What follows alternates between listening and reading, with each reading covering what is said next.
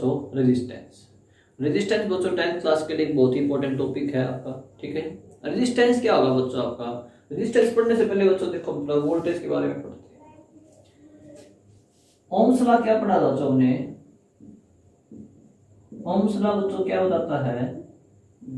Voltage is directly proportional to I, और directly proportional का sign है बच्चों, इसके लिए हमने क्या लिया बच्चों आपका R लिया। तो बच्चों जो आपका करंट है किस पे डिपेंड करता है बच्चों? का वोल्टेज पे डिपेंड करता है और रेजिस्टेंस पे डिपेंड करता है।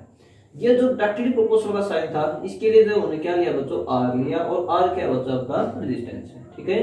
तो जितनी हमारी वोल्टेज बढ़ेगी करंट क्या होगा बच्चों आपका? बढ़ेगा। और रेजिस्टेंस भी बच्चों आपकी रेजिस्टेंस से क्या होगा बच्चों आपका? ये इनवर्सली प्रोपोर्शनल होगा। रेजिस्टेंस से क्या होगा बच्चों आपका? इनवर्सली प्रोपोर्शनल होगा।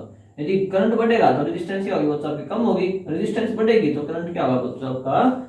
ज्यादा होगा, ठीक है बच्चों। अब देखो बच्चों रेजिस्टेंस बढ़ने से पहले बच्चों देखो हमारे पास बेटा जो मेटल होते हैं उनको बेटा हम 3 कैटेगरी में डिवाइड करते हैं: कंडक्टर,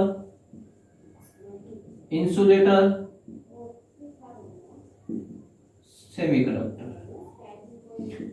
कंडक्टर्स क्या होंगे बच्चों आपके those materials in which current can pass. Current क्या है बच्चों? उनके अंदर से पास कर सकता है फ्रीली, आसानी से। इंसुलेटर के अंदर बेटा कैन नॉट पास नहीं करेगा। सेमीकंडक्टर क्या होगा बच्चों? जिसके अंदर से करंट पास करेगा लेकिन रेट क्या होगी बच्चों आपकी? स्लो रेट पे पास करेगा बच्चों, स्लो, ठीक है बच्चों। तो कंडक्टर के अंदर क्या होता है बच्चों आपके? फॉर इलेक्ट्रॉन्स होते हैं जिसके कारण बच्चों करंट पास कर सकता है। अब देखो बच्चों कंडक्टर के अंदर क्या क्या प्रेजेंट होगा बच्चों आपका? जैसे कोई कंडक्टर आपका ये इलेक्ट्रॉन्स प्रेजेंट होंगे बच्चों इसके अंदर, इलेक्ट्रॉन्स, एटम प्रेजेंट होंगे बच्चों इसके अंदर, और कुछ इंप्योरिटी प्रेजेंट होंगी, ठीक है बच्चों। इलेक्ट्रॉन तो क्या बच्चों आपके मूव कर सकते हैं, एटम्स आपके कांट मूव नहीं कर सकते, और ना ही ये कर सकते हैं बच्चों। इंप्योरिटी देखा बच्चों, जैसे बच्चों आपका गोल्ड है या कोई और मेटल है, अलॉय है, जिसके अंदर बेटा आप 2 मेटल का मिक्सर कर देते हैं, ठीक है, उसकी स्ट्रेंथ को बढ़ाने के लिए, कुछ उसकी फिजिकल प्रॉपर्टी को चेंज करने के लिए, वो बच्चों इंप्योरिटी मान सकते हैं। इलेक्ट्रॉन बच्चों आपके नेगेटिव, एटम के ऊपर कैसा चार्ज बच्चों आपके, जैसे एटम है ये, और कुछ बच्चों के आपकी इंप्योरिटीज है ये क्या बच्चों आपके इलेक्ट्रॉन्स। अब देखो बच्चों यदि एक इलेक्ट्रॉन को बच्चों इस पॉइंट से यहां से बच्चों यहां तक जाना है, तो बच्चों किस से टकराना पड़ेगा? इलेक्ट्रॉन से टकराएंगे, एटम से टकराएंगे और इंप्योरिटी से टकराएंगे। तो बच्चों ये सभी क्या करेंगे? कोलिजन, इनके अंदर क्या होगा बच्चों? इलेक्ट्रॉन टकराएगा, क्या होगा बच्चों? कोलिजन होगा। तो कोलिजन होगा तो बच्चों क्या आएगी? ऑब्स्टिकल आएगी, रुकावट आएगी, आगे जाने में क्या होगा बच्चों? प्रॉब्लम आएगी इसको।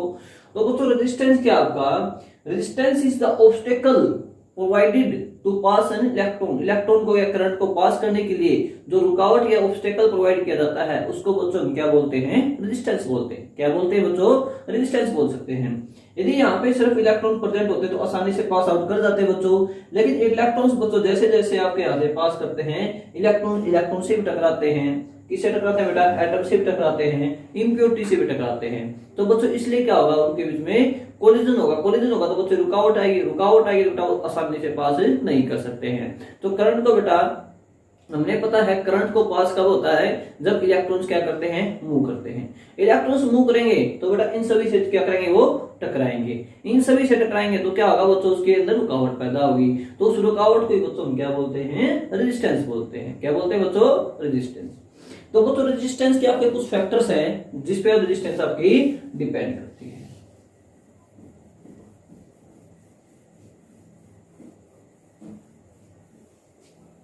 Resistance depend upon some factors. सबसे पहले क्या बच्चों आपका? Length, area of cross section, nature of material,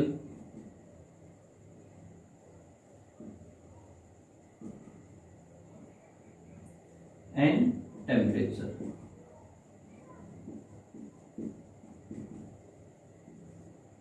अब देखो बच्चों, लेंथ पे कैसे डिपेंड करती है बच्चों। यदि लेंथ इंक्रीज करेंगे तो रेजिस्टेंस क्या होता है बच्चों आपका इंक्रीज होगा। लेंथ के क्या बच्चों आपकी डायरेक्टली प्रोपोर्शनल है। लेंथ के क्या बच्चों रेजिस्टेंस आपकी डायरेक्टली प्रोपोर्शनल है। जितनी ज्यादा हम लेंथ इंक्रीज करेंगे तो रेजिस्टेंस भी क्या होगा बच्चों आपका उतना ही इंक्रीज होगा। ठीक है, अज्यूम कर सकते हैं बच्चों जैसे हमारे पास कोई वायर है, उसकी लेंथ कितनी बच्चों आपकी 10 मीटर। एक दूसरी वायर है बच्चों, उसकी वायर कितनी बच्चों आपकी 20 मीटर है। अब देखो बच्चों, इस पॉइंट से इस पॉइंट तक जाने में फ्रिक्शन क्या होगा बच्चों, लेंथ क्या है ज्यादा है, तो किसी पदार्थ को बच्चों यहाँ से जाने में फ्रिक्शन इन दोनों से टकराना पड़ेगा बच्चों, तो यहाँ पे फ्रिक्शन क्या होगा बच्चों ज्यादा होगा। लेंथ क्या बच्चों आपकी कम है तो फ्रिक्शन क्या होगा बच्चों आपका कम होगा। यहाँ पे लेंथ कितनी बच्चों 20 मीटर है तो फ्रिक्शन क्या होगा बच्चों आपका 20 मीटर ज्यादा होगा। तो फ्रिक्शन ही क्या बच्चों आपका अपोज करेगा, आगे जाने वाले मोशन को क्या करता है बच्चों वो अपोज करता है। तो यहाँ पे बच्चों आपका फ्रिक्शन ज्यादा है, यहाँ पे क्या बच्चों कम है, तो यहाँ पे रुकावट क्या होगी बच्चों आपकी ज्यादा होगी, यहाँ पे रुकावट क्या होगी बच्चों आपकी कम होगी। यदि लेंथ को हमने बच्चे डबल किया है तो फ्रिक्शन रेजिस्टेंस भी क्या हो जाएगा बच्चा आपका डबल हो जाएगा। रेजिस्टेंस भी क्या हो जाएगा बच्चा आपका डबल हो जाएगा। ठीक है, नेक्स्ट है बच्चों आपका area of a cross section. Area of cross section की क्या होता है बच्चों आपका इनवर्सली प्रोपोर्शनल होता है। क्या होता है बच्चों आपका रेजिस्टेंस आपकी इनवर्सली प्रोपोर्शनल होगी। ऐसे बोल सकते हैं बच्चों R is inversely proportional to area of a cross section. ठीक है, एरिया ऑफ क्रॉस सेक्शन मतलब क्या बच्चों, जैसे हमारे पास कोई एक मैटर है ए है और एक वही बच्चों सेम आपका इसकी विड्थ मान लो बच्चों ज्यादा है 20 है, इसकी कितने बच्चों 10 है। तो बच्चों ऐसा बोल सकते हैं आप यदि विड्थ बढ़ा रहे हैं तो नंबर ऑफ इलेक्ट्रॉन भी क्या बच्चों आपके बढ़ रहे हैं, इलेक्ट्रॉन्स भी बढ़ रहे हैं, इंप्योरिटीज भी बढ़ रही है, तो कोलिजन भी क्या होना चाहिए बच्चों बढ़ने चाहिए। तो बच्चा कोलिजन बढ़ेंगे तो बच्चों रेजिस्टेंस क्या होना चाहिए आपका कम होना चाहिए। लेकिन बच्चों इलेक्ट्रॉन्स भी बढ़ रहे हैं, एटम भी बढ़ रहे हैं और कोलिजन आपके इंप्योरिटीज भी बढ़ रही हैं, लेकिन इनके बीच में स्पेस भी क्या हो रही है बच्चों आपकी इंक्रीज हो रही है। स्पेस क्या हो रही है बच्चों इनके बीच में ज्यादा स्पेस हो रही है और किसी भी इलेक्ट्रॉन को पास करने में उससे क्या होगी बच्चों आसानी से पास कर जाएगा। तो यहाँ पे क्या होगा बच्चों आपका जब एरिया ऑफ क्रॉस सेक्शन आपका इंक्रीज होगा तो रेजिस्टेंस क्या हो जाएगा बच्चों आपका इंक्रीज डिक्रीज हो जाएगा।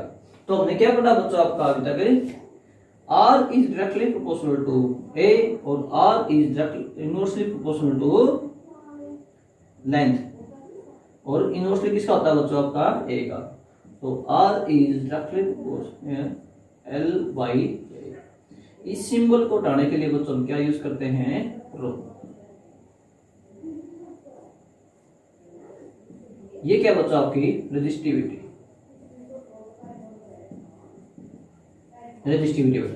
ये किस पे डिपेंड करता है बच्चों आपका रेजिस्टिविटी इंक्रीज कर रहे हैं तो रेजिस्टेंस भी क्या होगा बच्चों आपका इंक्रीज करेगा।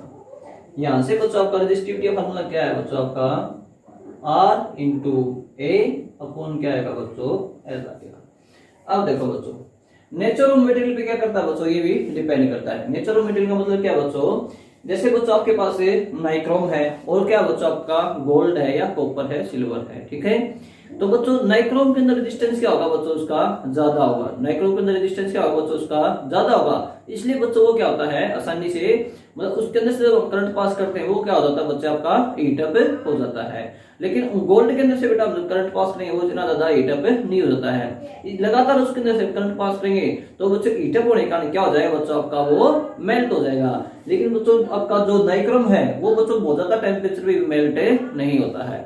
इसलिए बच्चों जो आपके आयरन है या कोई आपका इलेक्ट्रिक फिलामेंट है जिसके बल्ब का फिलामेंट है बच्चों आपका या इलेक्ट्रोड है जो बच्चों हीटिंग में यूज करते हैं वो किसकी बनी होगी बच्चों ऐसी मटेरियल की बनी होगी जिसका रेजिस्टेंस क्या होगा बच्चों आपका ज्यादा होगा, जिसका रेजिस्टेंस क्या होगा बच्चों आपका ज्यादा होगा। लास्ट बच्चों आपका टेम्परेचर। अब देखो बच्चों किसी भी पदार्थ का यदि हम टेम्परेचर इंक्रीज करते हैं तो रेजिस्टेंस भी क्या होगा बच्चों आपका इंक्रीज हो जाएगा।